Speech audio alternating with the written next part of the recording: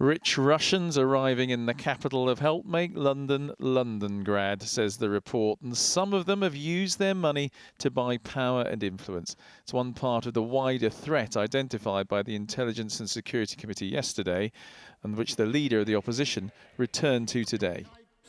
The report was very clear that until recently the government's badly underestimated the Russian threat and the response it required. It's still playing catch-up. The government's taken its eye off the ball. Arguably, it wasn't even on the pitch. After this government's been in power for 10 years, how does the Prime Minister explain that? There is no country in the Western world that is more vigilant in protecting the interests of this country or the international community from Russian interference. And in fact, we are going further now, introducing new legislation to protect critical national infrastructure and to protect our intellectual property. The Labour leader also said it was time to look again at the licensing of the Russian state-owned television station RT, on which many well-known faces have appeared, including his predecessor. But when mocked about that, he had this reply. Mr. Speaker, in case the Prime Minister hasn't noticed, the Labour Party is under new management. At the other end of Parliament, the rules for the House of Lords should be reviewed, says the report, as peers don't have to declare payments as strictly as MPs do.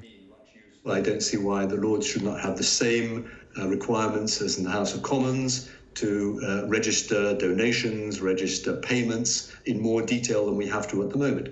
And those of my colleagues who are doing this at the moment are not breaking the rules. So I think the rules need to be looked at to see whether they should be toughened up.